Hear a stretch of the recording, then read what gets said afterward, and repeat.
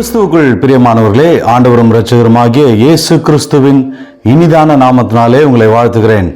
இந்த நாளிலும் கூட கர்த்தர் நம்மோடு கூட பேசுகிற தமது பலனுள்ள வார்த்தை பிரசங்கி 7ஆம் அதிகாரம் 8ஆம் வசனம்.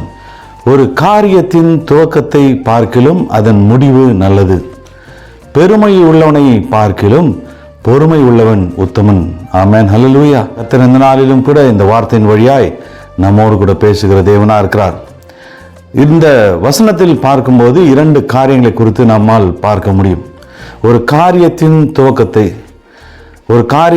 துவக்கத்தை குறித்து கர்த்தர் இந்த இடத்துல பேசுகிறார். அது மாத்திரமல்ல, பெருமையையும் பொறுமையும் குறித்து கர்த்தர் பேசுகிறார்.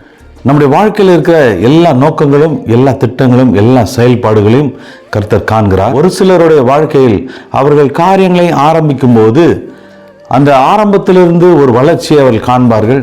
அந்த ஆரம்பத்திலிருந்து ஒரு வளர்ச்சியை கண்டு மென்மேலுமாக உயர்ந்து கொண்டே போவார்கள். அவர்கள் வாழ்க்கையில் ஆஸ்திகள் வரும், அவர்களுடைய வாழ்க்கையில் அந்தஸ்துகள் வரும், பலவிதமான நன்மையான காரியங்கள் அவர்கள் வாழ்க்கையில நடைபெறும். ஒரு சிலருடைய வாழ்க்கையை பார்க்கும்போது அவர்கள் திட்டங்களையும் நோக்கங்களையும் அவருடைய செயல்பாடுகளையும் ஆரம்பிக்கும் போது, தரிசனங்களை ஆரம்பிக்கும் போது ஆரம்பத்திலிருந்தே ஒரு தோய்வு ஏற்படும். ஒரு செழிப்பில்லாதபடிக்கு அதன் காரியங்கள் ஆரம்பத்தில் அற்பமாய் காணப்படலாம்.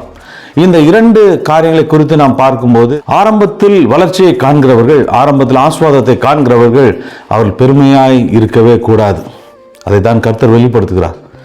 அவர் பெறுகிற ஆசீர்வாதங்கள், அவர் பெறுகிற நன்மைகள், அவர் பெறுகிற வளர்ச்சிகள், அவர் செய்கிற காரியங்களில் உயர்ந்து வரும்போது அவர்களிடத்தில் இருக்கக்கூடாத ஒரு காரியம் பெருமையானது. அது மாத்திரமல்ல, ஆரம்பத்தில் தோய்வை சந்திக்கும் போது, ஆரம்பம் அற்பமாய் இருக்கும் போது, ஆரம்பத்திலிருந்து வளர்ச்சியை காணாமல் இருக்கிற சூழ்நிலை மத்தியிலே அவர்கள் செய்ய வேண்டிய ஒரு காரியம் பொறுமையாய் கர்த்தருடைய சமூகத்தில் காத்திருக்க வேண்டும். ஒரு காரியத்தை ஆரம்பிக்கிறதை பார்க்கிலும் அதன் முடிவு நல்லது.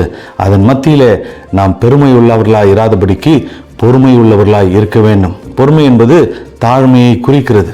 நாம் வளர்ந்து வருகிற போது, கர்த்தர் நமக்கு ஆசீர்வாதங்களை கொடுக்கிற போது, நாம் வளர வளர நம்முடைய வாழ்க்கையில் பெருமைகளை தகர்த்து தாழ்மையை நாம் தரித்து கொள்ள வேண்டும்.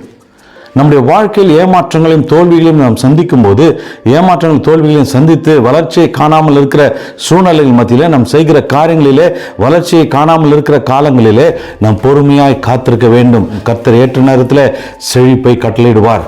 ஏற்ற நேரத்தில் கர்த்தர் உயர்வை கட்டளையிடுவார். அவர் நேரத்துக்காக நாம் காத்திருக்க வேண்டும். நாம் செய்கிற காரியங்களை நாம் பொறுமையாய் செய்து கொண்டே இருக்க வேண்டும். கர்த்தருடைய சமூகத்திலே நாம் பொறுமையாய் இருக்க வேண்டும் என்பதை கர்த்தர் உணர்த்துகிறார்.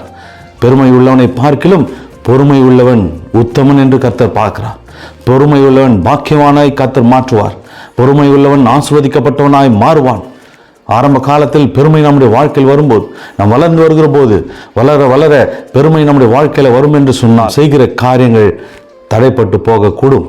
அதனால்தான் வசனம் சொல்லுகிறது, ஒரு காரியத்தின் ஆரம்பத்தை பார்க்கிலும் அதன் முடிவு நல்லது. கடைசி பரியந்தம் அந்த ஆரம்பம் நன்மையான ஆரம்பம், ஆசீர்வாதமான ஆரம்பம், அந்த துவக்கம் நன்மையான துவக்கமாக இருக்கிற சூழ்நிலை மத்தியிலே பெருமை இல்லாதபடிக்கு தாழ்மை நம்முடைய வாழ்க்கையில் இருக்கும் சொன்னால் அதன் முடிவு பரியந்தம் ஆசீர்வாதங்கள் நிலைத்து நிற்கும். தாழ்மைக்கு மாறாய் பெருமை நம்முடைய வாழ்க்கையில் வந்தது என்று சொன்னால் அந்த ஆசீர்வாதங்களை நாம் இழந்து போவோம். வேதம் சொல்லுகிறது, பெருமை உள்ளவனுக்கு கர்த்தர் எதிர்த்து நிற்கிறார், தாழ்மை உள்ளவனுக்கும் அதிக கிருபை கொடுக்கிறார், பொறுமை உள்ளவனுக்கும் கர்த்தர் அதிக கிருபையை கொடுக்கிறார். அதன்படி நாம் பார்க்கும்போது, ஒரு காரியத்தை நாம் ஆரம்பிக்கும் போது அதில் தோய்வு ஏற்படுகிறதா, அதில் வளர்ச்சி இல்லாமல் இருக்கிறதா, காலதாமதங்கள் ஆகிறதா, கர்த்தருடைய சமூகத்தில் காத்திருப்போம், பொறுமையாய் காத்திருப்போம். நாம் வளரும்போது பெருமை இல்லாதபடிக்கு தாழ்மையை தரித்து கொள்ள வேண்டும். இந்த ஆசீர்வாதம் என்னால் அல்ல, நான் பெறுகிற இந்த நன்மைகள் என்னால் அல்ல, நான் பெறுகிற இந்த வளர்ச்சிகள் என்னால் அல்ல, என் கர்த்தரால்.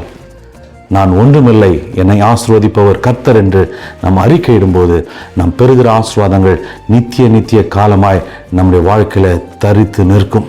அன்பின் பரலோக பிதாவே, இயேசு கிறிஸ்துவின் நாமத்தினாலும் சமூகத்தில் வருகிறோம்.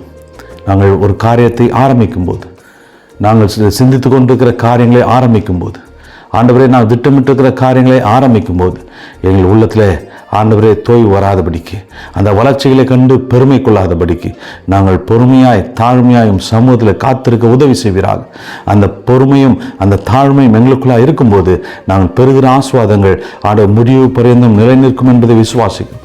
கடைசி பரியந்தம் நிலை நிற்கும் என்பதை விசுவாசிக்கிறோம். எங்கள் வாழ்க்கையில் பெருமையை தகர்த்து பொறுமையாயும் தாழ்மையாயும் சமூகத்தில் காத்திருக்க கிருபை தருவீராக.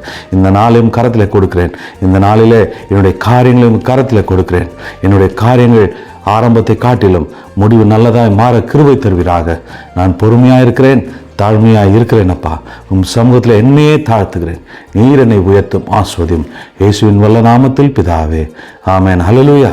கர்த்தர் உங்களை ஆஸ்வதிப்பார். பொறுமையாய் தேவனுடைய சமூகத்தில் காத்திருங்கள். உங்கள் ஆரம்பம் அற்பமாக இருக்கலாம், முடிவு சம்பூர்ணமாக இருக்கும், முடிவு ஆசீர்வாதமாக இருக்கும், முடிவு நன்மையாய் இருக்கும், நல்லதாய் உங்கள் வாழ்க்கையில் நடைபெறும். கர்த்தர் உங்களை ஆசீர்வதித்து உயர்த்துவாராக. ஆமென்.